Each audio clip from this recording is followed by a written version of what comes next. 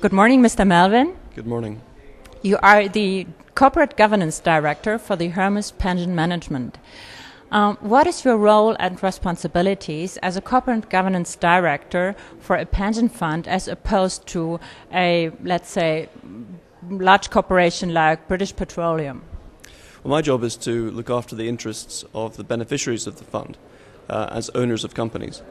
Pension funds are interested in the value of the companies in the portfolios, and I seek to maximize that value through discussion with companies and dialogue and other types of contact, which would include voting at company meetings and other discussions focused on adding value.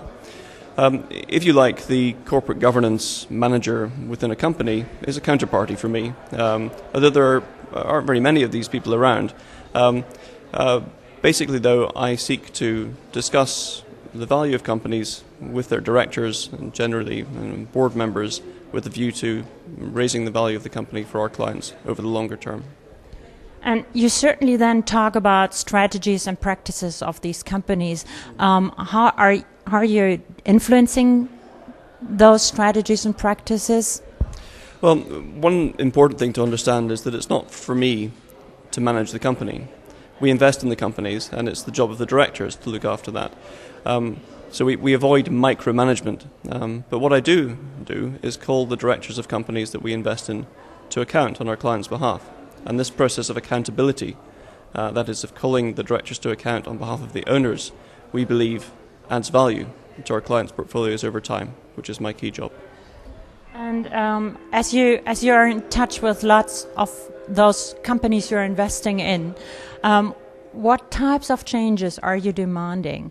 Are there examples? Well, it depends on the companies in the markets. We invest in some 3,500 companies around the world on behalf of our clients, and we have to take a different approach in different places. Also, it's case specific, so different companies face different circumstances and difficulties over time. The kinds of things we would talk to the directors of companies about would be the ways in which they're paid, as to whether their remuneration or incentive plans are linked to the performance of the company. We would talk about the audit process, independence at board level. These are typical issues, but in any individual case, there are specific circumstances which relate then to the value of the company, and we need to attend to those. Are there also industry-specific issues, or is this really an individual company-to-company approach? There are industry and market-wide issues, and so in some emerging markets there are specific things which affect all companies.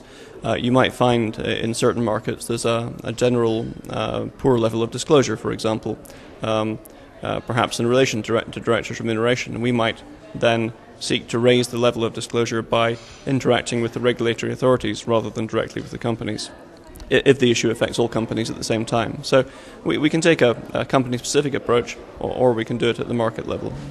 And regarding the level of disclosure, if you approach one of those companies, you talk first to your corporate governance counterpart in that company, or do you approach the CEO directly and demand more transparency, or how do you proceed? We usually go directly to the board, and we rarely make any demands, I should say. Our job is to ask questions of the board and call them to account for their performance. It's very important to see my role as it is, which is to find a commonality of interest between the directors of the company and the shareholder, because we want the same thing, a more valuable company over the longer term. And when having talked to many people here at the Sustainability Symposium, do you think that there is a lot of, well, let's say, energy going to the same direction as you are exercising in influencing the board or CEOs more on how they do business, on their practice? I think there's a trend in that direction.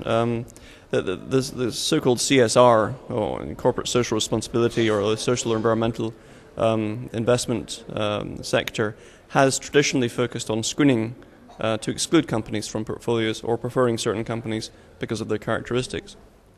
The trend is more towards using the fact of your ownership of companies through your shareholdings to affect change within them. And I see a trend very much at this event towards that direction. Thank you very much.